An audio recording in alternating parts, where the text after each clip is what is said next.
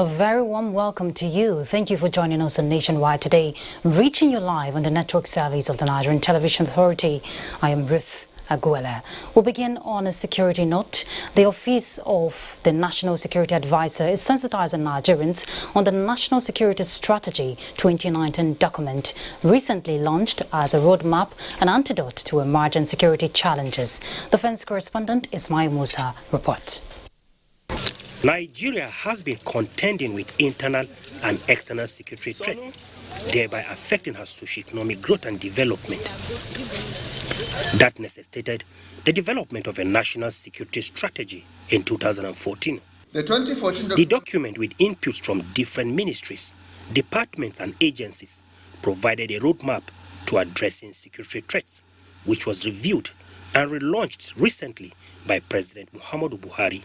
The new notion of national security under this administration places emphasis on the people as the referent object and not the state, aimed at enhancing the social well-being of the citizenry.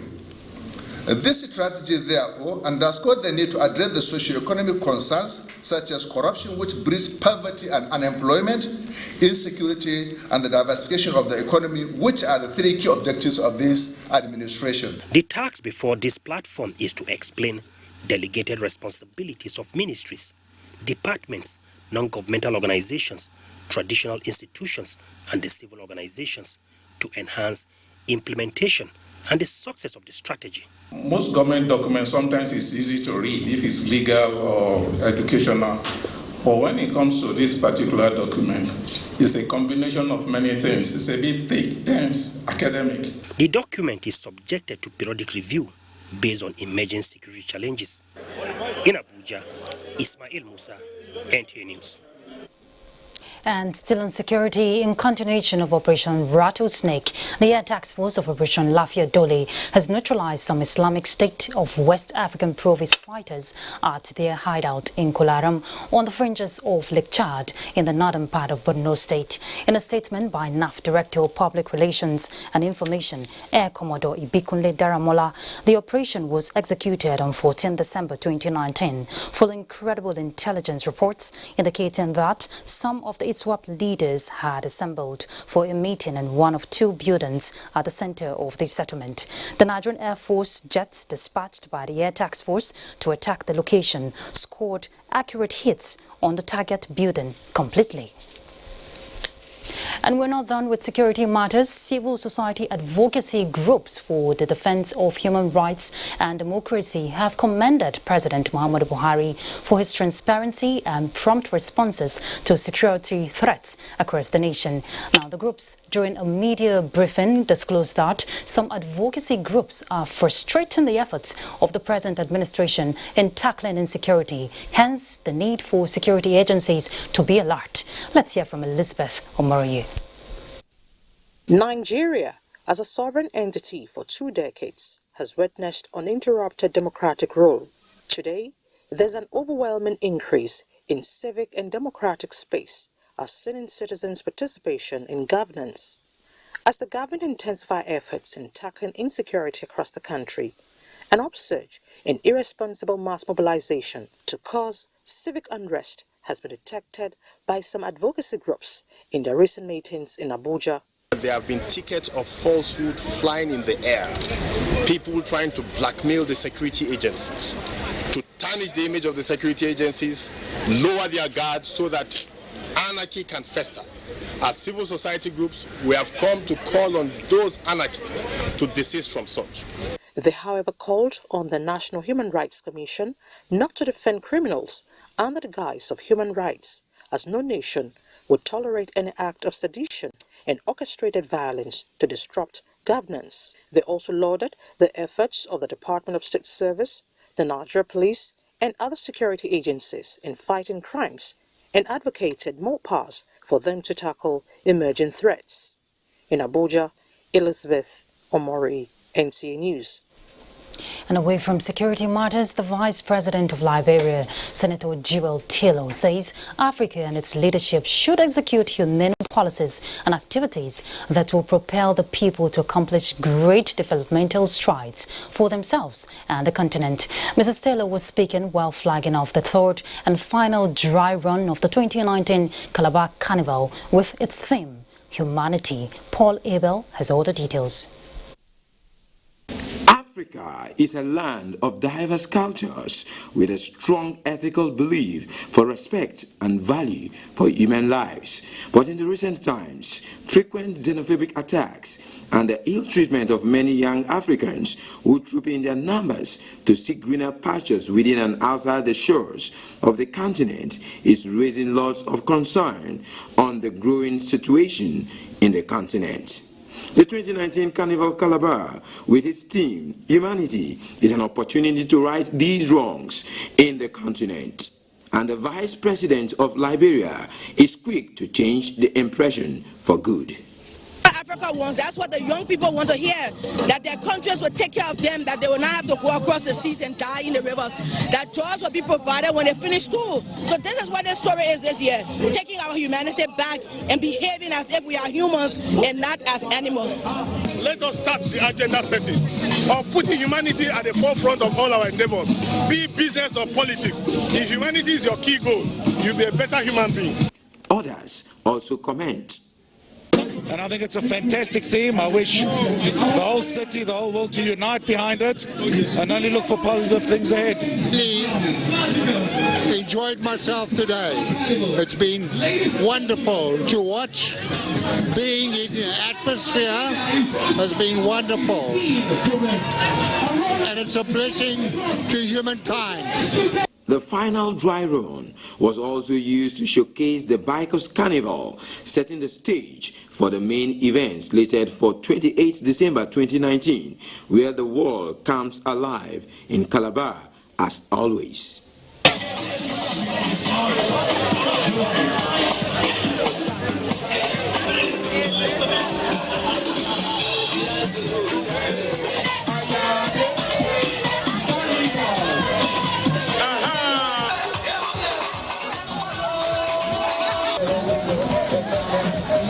In Calabar, Paul Abel, NTA News. Very colorful indeed, but let's look at ICT now. There are high hopes for the penetration of broadband services to every part of Nigeria. Now, this is as a result of the federal government's inauguration of a committee to review the National Broadband Plan, which targets the growth of digital economy in Nigeria. Olenge Fineface reports. I hereby very important committee, and I wish you all the best. And I hope Almighty to make you all very successful. Communications and Digital Economy Minister Issa Ali Ibrahim Pantami there inaugurating the National Broadband Plan 2020 to 2025 committee. The task of the committee is to present a plan that will make internet connection available, affordable, safe and secure for all Nigerians. Digital economy is dominating the world. You cannot promote and develop digital economy without broadband at your disposal or in your country. We are very much keen to do everything we can to support the very ambitious goal of increasing the broadband penetration rate to between 65 and 66%. To build the required broadband infrastructure to actualize Nigeria's digital economy strategies is a task the committee is set to undertake with dispatch. Broadband to the digital economy is like electricity was to the industrial age. For Nigeria, we cannot afford to be left behind. Success in the new broadband plan is expected to make digital economy the biggest contributor to Nigeria's gross domestic product. In Abuja, Onengiye Fineface, NTA News. And in Lagos, the government is set to create 10,000 agro-entrepreneurs. How? Michael is in Lagos and he will tell us all the details and give us more reports on Nationwide. Hello, Michael. Good to see you. Hello, Ruth, and good to see you. Most states are now embracing the reality that agriculture is the economy of the future, as efforts are being intensified not only to boost yield but create jobs. Lagos State is the latest in this direction, as the government has keyed into a federal government initiative in the quest to creating more than 10,000 agro-entrepreneurs within 1 year. With an estimated net migration rate of about 123,000 people daily, the population of Lagos State continues to grow geometrically, while food production is on the arithmetic progression. Despite enjoying a comparative advantage in the production of poultry products and aquaculture, there is still a production deficit of more than 100,000 metric tons within the value chain. The huge demand and supply gap of this nature was what Stephen Okeleji capitalized on 10 years ago, and today he is an accomplished farmer. You cannot upskill tradition. You just have to embrace knowledge, and funding too is very critical. Now, more successful farmers are about to be made out of these 351 beneficiaries of the World Bank and federal government supported initiative. The main thrust of our peace project is to increase productivity, production, improve processing and marketing of the targeted value chains. The project, which is expected to create millions of jobs along the value chain and ensure food security in the country, trained first batch of 165 persons in poultry, 150 in aquaculture, and 35 in rice value chain. I implore you all to assess the grant element to the project by developing viable investment plan that will not just make you entrepreneur but also make you employ others' labor. The project, presently implemented in 6 states of the Federation, will enable beneficiaries to access seed capital through grants, provide infrastructure, and create market linkage, as well as instant solution helpline for farmers. The need for Nigerians to be more security conscious is the primary focus of the 3-day training organized by Cotes Training and Education Services Limited in collaboration with the United Kingdom Department for International Trade in Lagos. Thomas Ogbetera reports that the training was on security threat and asset risk management. Security challenges as a result of vices like kidnapping, banditry, armed robbery, terrorism, and other security threats bedeviling the nation no doubt have become worrisome to stakeholders. These are some of the reasons why Cotes Training and Education Services Limited, in collaboration with the UK Department for International Trade, deem it necessary to organize the security and risk management training for top executive officers of companies, security experts, and other stakeholders on how best to handle and tackle security situations using auto vehicle tracking devices, crime in progress alert system, forensic audio capture, and marine and cargo tracking devices. Training is really vital, and it's great that we had lots of security professionals here this week to update themselves and engage and share experience on latest technologies and innovations. You can never learn too much about security because they're always evolving technologies, evolving tactics, both from those who perpetrate these crimes and from those who are, responsible for trying to enforce law and order in the country. Some participants speak on some of the benefits of the training.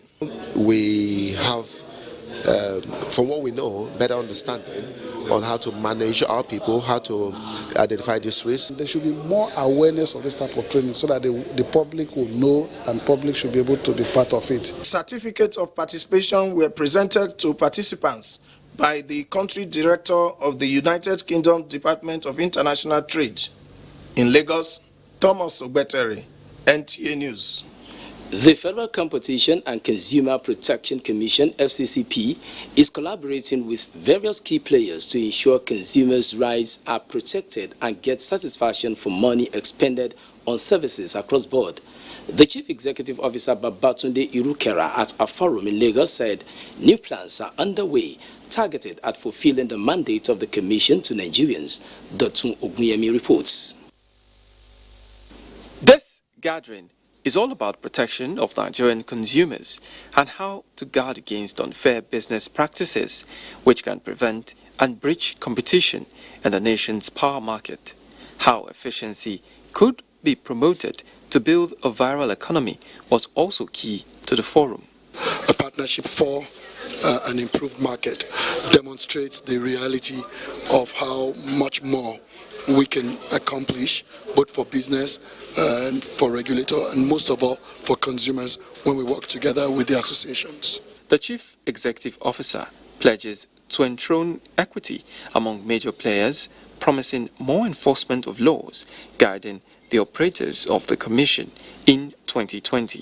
The things they have on ground is what will make everybody do the right thing. It will make the consumers do the right thing, and also the providers also do the right thing. And what am I saying? Based on what they have, of course, their interest is to be sure that the consumers are protected. And then from the other end also, they want to see that even the providers or the professional bodies or the companies that provide these goods and services also provide quality goods and services. The forum renewed commitment to working together for the benefit of the nation. In Lagos, Dotun Okunyemi, NTA News. That's our contribution from Lagos. The news continues after this commercial break. Please stay tuned. Good to know you're there. The central bank says it will intervene in the renovation and redevelopment of the National Arts Theatre and Creative Village. The CBN Governor, Godwin Emefiele, who was speaking at the 2019 Bankers Committee retreat, says the committee plans to take 20 billion naira for the project. Emefiele says CBN is committed to initiatives that will support improved access to finance and credit through digital channel. He therefore advocates greater inclusive growth through digital finance, stressing the need to make life more meaningful for majority of Nigerians in rural communities. To this end, the governor appeals to Nigerian banks to be catalysts of growth in Nigeria. CBN and the Bankers Committee plan 4 hubs to unleash creative talents in artificial intelligence, fashion, music and the movie industry. Still on the financial sector, critical stakeholders have called for the translation of the Open Treasury portal into law to insulate the program from policy somersaults. Guests on NTA's Good Morning Nigeria say the implication of the policy on public service delivery is enormous if thoroughly pursued. Lydia Sampson has all the details. Described as giving muscular expression to the fight against corruption, the Open Treasury portal seeks to change the conversation in Nigeria with details of transactions literally at the tip of a finger. Though pegged at 5 and 10 million, details of transactions even less will be available on request. And this will go a long way in further deepening the anti-corruption fight of the present government. And it's also in tandem with the Freedom of Information Act, whereby people can access the conduct of public officials that were given the trust to manage public resources. The whole idea is to say that people can vouch, and that trust that the government expects from the people, that we are holding these resources in trust, and because of that, see what we are doing with your resources. Experts here are unanimous that the wave of fiscal transparency is unprecedented and, if sustained, will stamp out corruption. It is obvious that it's part of accountability, transparency and fiscal responsibility, because the link is very obvious. You cannot have clear fiscal management of public resources without opening up the space. Budget circle, who do you query? If the Ministry of Finance now has a portal, it is controlled by the ministry. It is a ministry issue because even the Secretary General is under that, and that's what we are talking about, our what? Supreme Audit Act. States and local government are the next platform, because we do indeed control about 48% of the resources of the country. So it is something that we also need to move down to that level so that the country can benefit from this holistic level of transparency. The guys appeal for the buy-in of all stakeholders as part of efforts to sustain the anti-corruption fight and make Nigeria take a place in the Committee of Nations. In Abuja, Lydia Sampson, NTA News. And to education now, the federal government says it is committed towards developing a database and a comprehensive working template for the education sector in Nigeria.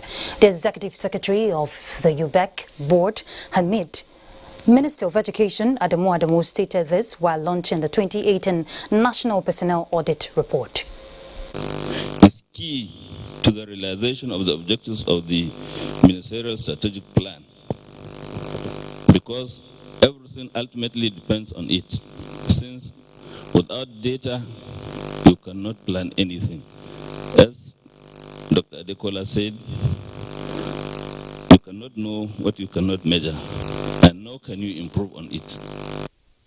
Various speakers also added that the federal government is looking at the case of disturbing numbers of the out-of-school children and also called for an action towards addressing the challenges affecting the sector. Let's look at anti-corruption. The Nigerian Correctional Service has signaled intentions to commence its new reformation tax from within its ranks with a lecture tagged Workplace and Corruption. The corollary. Victor Azu reports that it is to commemorate the 2019 International Anti-Corruption Day. A 2017 survey on graft by the National Bureau of Statistics puts the amount paid in bribe to civil servants and other public officials at about 400 billion naira annually. While this is by no means negligible, there are indications that many Nigerians are ignorant of activities likely to be captured under the big banner of corruption.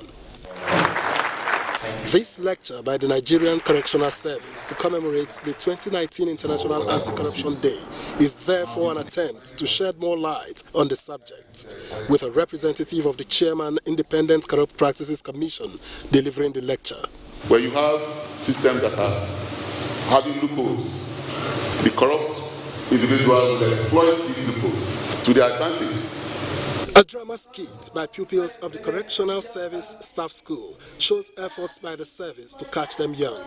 And a dictionary gift by the Controller General suggests the need for them to have a greater understanding of the word corruption in all its ramifications. We are all witnesses to how the integrity of our nation has been battered by the negative tendency of corruption, leaving us with no option than to launch a full-fledged war against this scourge. In the end, the target audience, officers and men of the service, appear to have improved their knowledge of what constitutes corruption in the workplace. I got to know the different aspects of corruption, and the effects of corruption in our society. The eye of the officers who attended it to a lot of corruption areas that have been the bane of progress and development in the country. With this, the new Nigerian Correctional Service has begun the task of correcting Nigerians from within, a move participants believe is the right approach to delivering on its new mandate. In Abuja, Victor Azu, NTA News. All right, now let's head to Kaduna, where Abdullahi is already standing by to bring us more reports on Nationwide.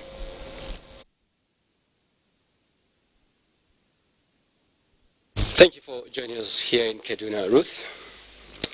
Proper synergy among government agencies has been identified as key towards actualizing policies and programs for sustainable development. This came to the fore in Kaduna at the closing of a retreat for top government functionaries of Kaduna State. Ahmed Umar Kudan has details.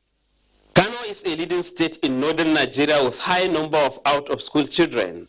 This necessitated the introduction of free and compulsory education by the state government, as well as integration of Almajiris into formal education as a decisive measure to remedy the anomaly. Governor Abdullahi Umar Ganduje at the Kaduna retreat reiterates his administration's commitment to providing more laudable projects, stressing that education will continue to be accorded priority. So education is a must in Kaduna State, starting from basic, secondary school level, and as I have been saying, it's heavily loaded. There are so many issues coming out of that statement. We must take our destiny as northern Nigerians that unfortunately have the highest rates of illiteracy, highest rates of infant mortality, highest rates of morbidity in the country. We must take our destiny in our hands and change the direction and condition of our people. Transparency and accountability in governance, according to stakeholders, have brought about rapid transformation and infrastructural development in so many areas. No corrupt administration will have achieved what we have achieved in Kano State in terms of meaningful development. Government has set up a committee to conduct a census of out-of-school children, and the committee has submitted its interim report, and we are expecting the full report by Monday next week.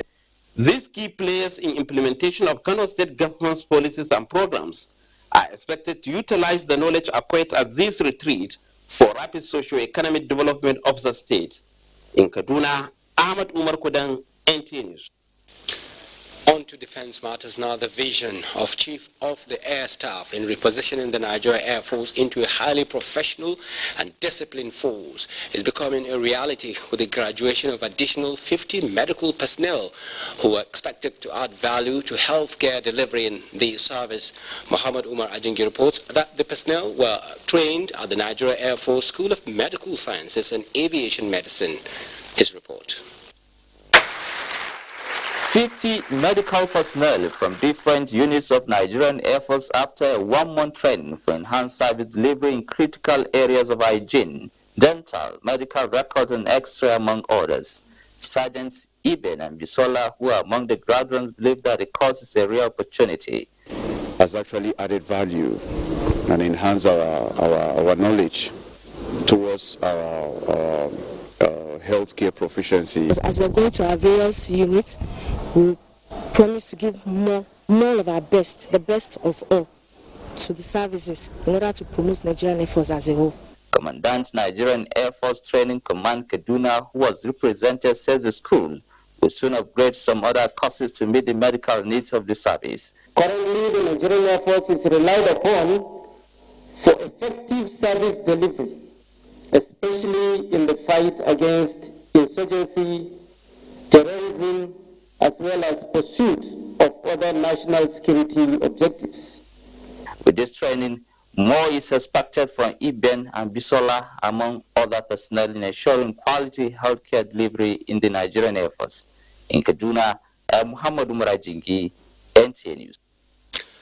Thank you, Ajingi. In youth empowerment matters now, more than 100 women and youths in Kaduna State have benefited from the empowerment initiative of the National Directorate of Employment, NDE, in collaboration with a non-governmental organization, Yazabia Foundation, in various aspects of skills acquisition.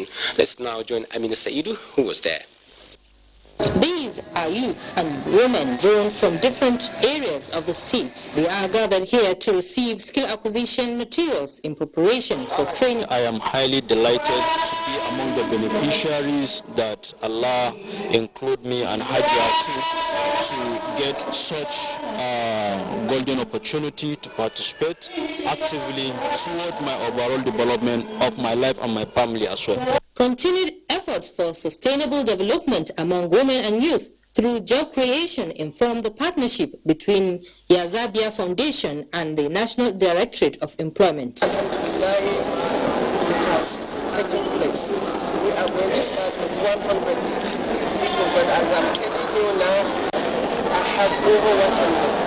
And by the grace of God, I will be able to say that each and every one of them is being empowered. So many graduates, so many school dropouts. So what they need is skill acquisition training. The government cannot do it. Honoring the Novelty Skill Acquisition Program was the wife of the Governor of Kaduna State, Hajjah Ummi El-Rufai, who confirmed the quest as one in the right direction, urging other stakeholders to emulate. Like no matter how much the commissioner and the governor want to do, there is so much that they can do. So we need all hands on deck. We need all the help that we can get. Right? Participants will be trained on various skills, which include cosmetology, tailoring, carpentry, and knitting. In Kaduna, Amina Saidu, NTA News. And Ruth will continue nationwide in Abuja as that report ends our contribution from Kaduna. Ruth, over to you. Many thanks, Abdullahi, and it's great seeing you. All right, let's look at health in cognizance of the mouth as the gateway to one's entire health. Promoting oral health, medical experts affirm, is one of the best ways of reducing diseases and promoting wholeness. Now, this formed part of the recommendations made at a forum on promoting oral health at the grassroots in commemoration of the 2019 National Oral Health Week, organized by the Federal Ministry of Health. Elizabeth Omoriyi reports. The mouth is the portal through which food and air enter the body. The care of this vital part of the human anatomy, medical practitioners say, cannot be ignored. But do people really care? So why don't you brush before you go to bed? It has not been my culture. That's the truth. I brush once. Why? Because I don't have the strength to brush in the night. It is obvious that they are not perturbed about their oral health, and many others like these respondents abound. The attitude of many to oral health is part of the reasons key players in oral health are advocating effective sensitization on sustainable oral hygiene to reduce tooth decay, normal disease, mouth ulcer, and mouth odor. The theme of this year's celebration, promoting oral health at the grassroots level, is apt, and it reiterates the importance of bringing oral health to the majority of Nigerians who reside in the rural areas. The Dentistry Division of the Department of Hospital Service has been collaborating with government and non-governmental partners to improve the oral health of Nigerians. Malnutrition, cigarette smoking, and intake of refined sugar, dentists disclosed contribute to poor oral health.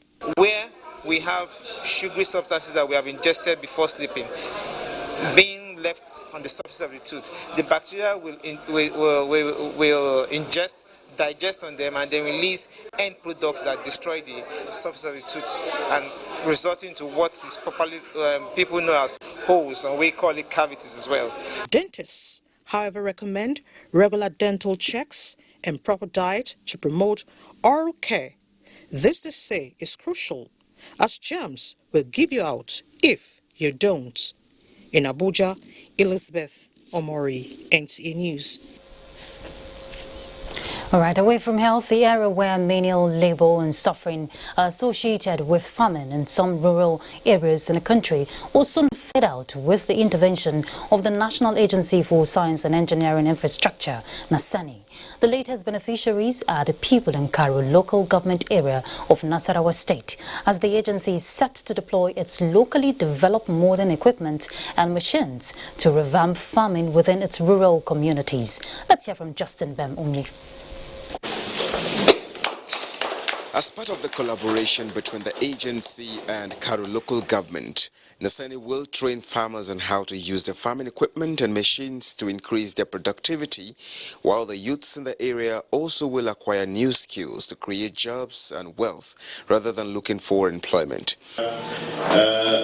Whether we like it or not, the local government is aware that science and technology today drives the world. There is basically nothing we can achieve today without science and technology. Some of NASANI's locally made agricultural tools and equipment for deployment in agriculture include handheld harvester and weeder, which is a petrol-powered multi-purpose equipment designed to uproot weeds between rows and farms, fields and gardens, also for harvesting of rice, wheat, maize, millet and guinea corn stalks.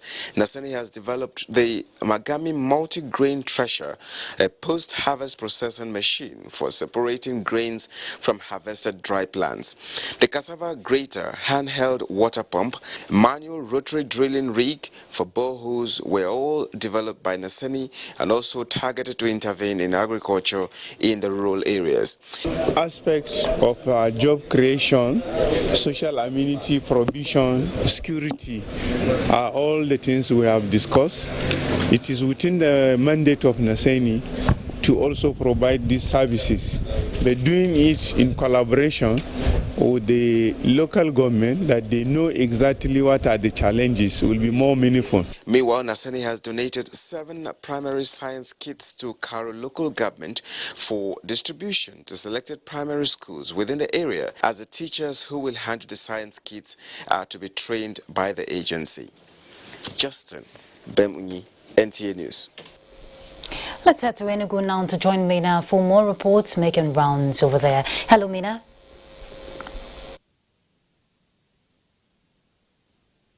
Hello, Ruth. Good afternoon and welcome to Enugu Network Center. The Enugu State government has officially flagged off the Universal Health Coverage Scheme in the state in keeping with the drive to key into the sustainable development goal of universal health insurance. The flag off had the theme, "No one anywhere should go bankrupt to get the health services they need." Susan Eze has details.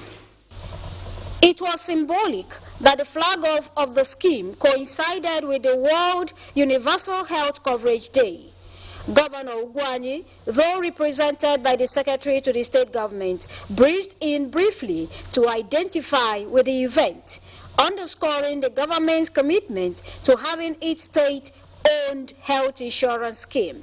The payment of the 100 million naira counterpart fund and the federal government's basic health care provision fund and the release of 200 million naira takeoff grant for the Enugu State Agency for Universal Health Coverage, he said, are all in the effort to reposition the health sector in the state for better service delivery. It is the goal of this administration to continue to pursue good health for the generality of our citizens. The Executive Secretary, Enugu State Agency for Universal Health Coverage, Dr. Edith Okolo, and other development partners were in agreement that Enugu State government has shown significant drive in line with the federal government's goal of achieving universal health coverage by the year 2030.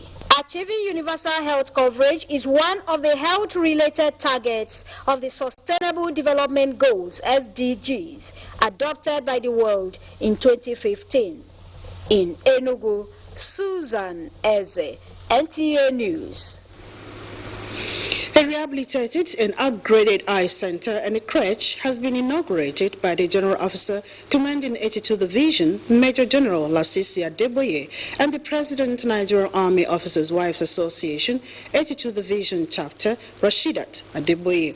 This is in line with the Chief of Army Staff, Lieutenant General Tuko Barantai's commitment to ensure that military personnel and their families access the best of medical care within Nigerian Army medical facilities. Chidima Madu reports. General Officer Commanding 82 Division, Major General Lasisi Adeboye said that glasses can now be produced within the hospital, thus reducing the time that it takes before glasses can be gotten. When the Commander 82 Division Medical Services and Hospital told me of his intention to establish an eye theater in 82 Division Hospital on my resumption of duty as the Acting General Officer Commanding, I was excited and promised him my full support in this venture. Meanwhile, having a baby is a challenge when the woman has to work, trade, or study. The President, Nigerian Army Officers' Wives Association, 82 Division, Mrs. Rashidat Adeboye, on her maiden visit to the 82 Division, was informed that some of the division hospital staff were nursing mothers and some due for delivery. She noted that the staff are forced to care for their babies within the hospital environment, which is very dangerous for the babies because of the exposure to diseases. I and the members of NationWide 82 Division Chapter wish to express our profound appreciation for this commendable initiative and to thank the GOC 82 Division for making this a reality. Highlight of the event is the inauguration of both the eye center and the crèche. The services of both the crèche and eye center are extended to the members of the public for the cementing relationship between the civilians and the military. In Enugu, Chidima Madu, NTA News. The Controller of Immigration, Enugu State, Emmanuel Aragun, has advised non-Nigerians to register in their office on or before January 12, 2020, or face the wrath of the service. He made this known at the end of the year get-together of the Association of Heads of Federal Establishments in Enugu. Okechukwu Agobama has details. Represented by the Assistant Controller of Immigration, Enugu, Mrs. Josiah Esther, the controller said the immigration service is working tenaciously to ensure absolute monitoring of foreigners in the country. She said that the registration of the foreigners in Enugu will commence next week before the termination of the registration slated for 12th January 2020. Also, I head the visa and residency section, where all the expatriates, all Nigerians that employs expatriates in this country, just them walking around, they're not walking around anyhow. They are working under companies, and those companies by section, when they enter into the country, we give them resident card.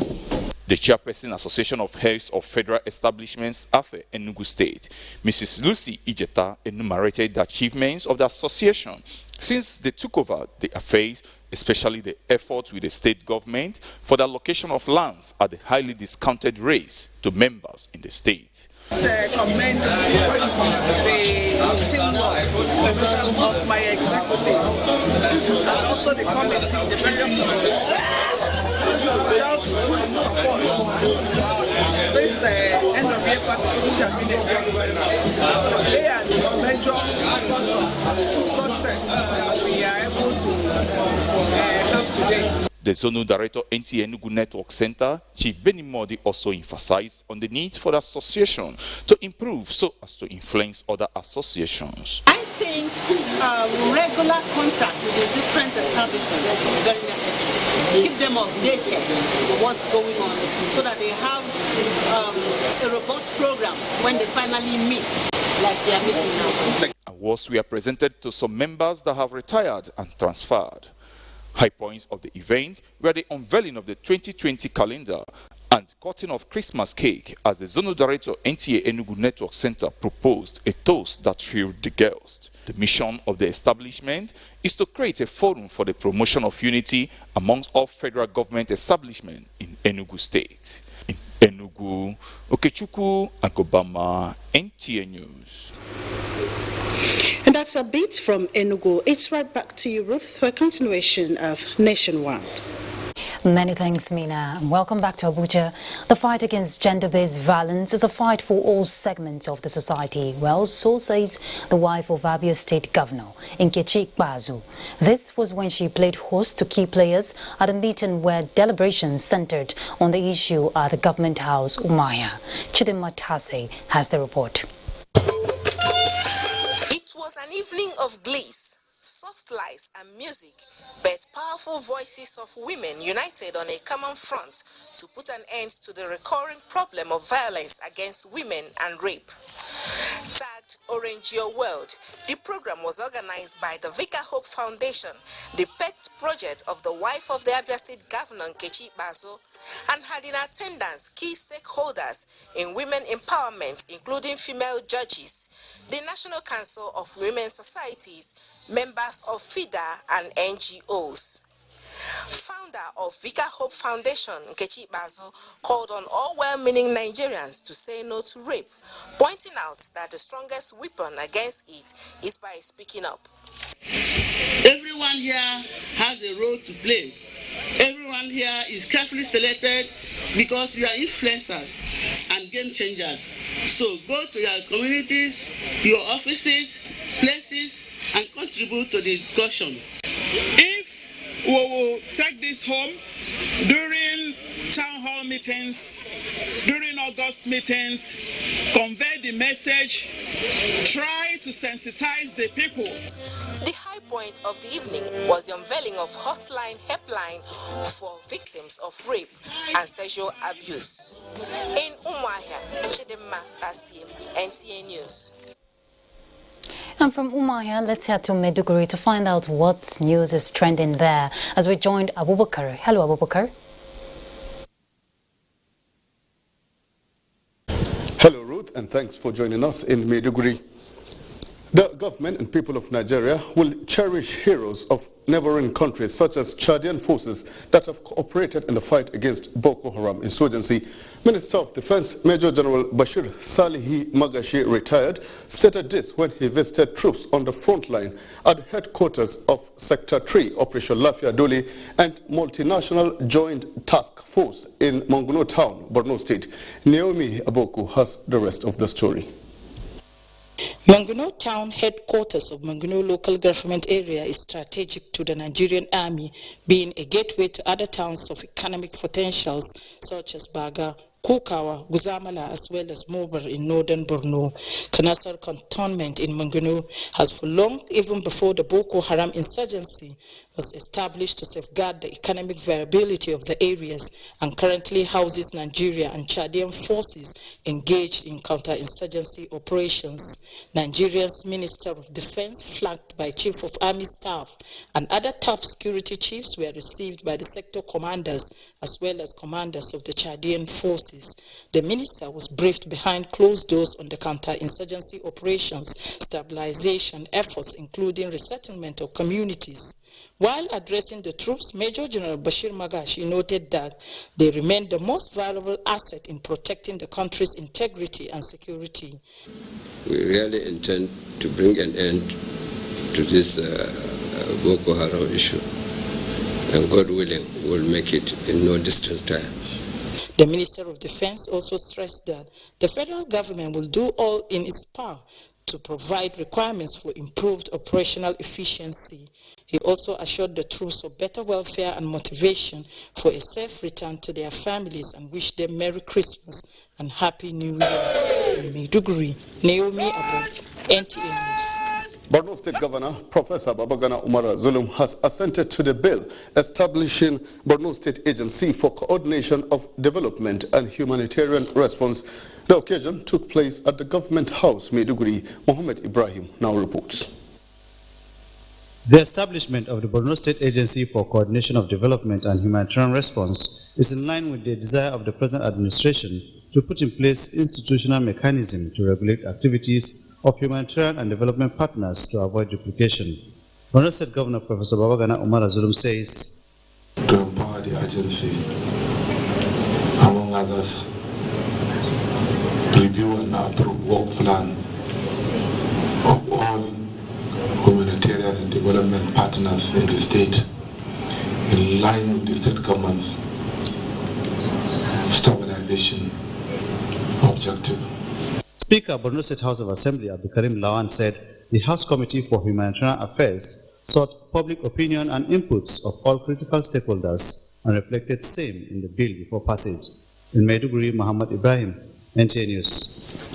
That's a contribution from Maiduguri. Let's take a break now to bring you more stories on Nationwide. Please stay. Thanks for staying tuned. Pilgrims to the Holy Land and Israel have been encouraged to be good ambassadors of Nigeria as they perform their spiritual exercise. This was emphasized during the orientation of pilgrims from North Central Zone in Abuja before they embark on the 2019 pilgrimage to Israel. From what people have heard, some seen and even touched about the Holy Land and Israel is one experience many Christians yearn for. But before embarking on such spiritual journey, those who know say orientation is needed. Now these intending pilgrims from North Central Zone in the country are here to gain such as part of preparation for their spiritual journey. I know you'll be struggling with many things, the beauty of the land and many things around. Snapping pictures, that's okay. But very important, the two ladders that God wants to use to meet you are the sights and the prayers you are going to make. The pilgrims were encouraged to represent Nigeria's image positively by not absconding. We have recruited some security personnel from various security agencies to ensure that we record zero abscondment. Free medicals to ascertain fitness for the task ahead were conducted. First-timer Adiola is excited about the trip to the Holy Land, an opportunity she has longed for in the past 10 years. I will pray for the progress of my daughter, for the progress of that brother that helped me, and my husband. My expectation is to go there and pray for Nigeria and pray for our country. I'm from Anambra State. Praying for Nigeria means you pray for some level of peace. I expect some fulfillment. The waiting was over for Adiola and her co-pilgrims as they departed with expectations and anxiety that will be satisfied in the next 9 days. And talking sports, Nigeria Basketball Federation invites players for the last phase of 2020 Olympics qualification tournament. Gift George has this and more on our sports.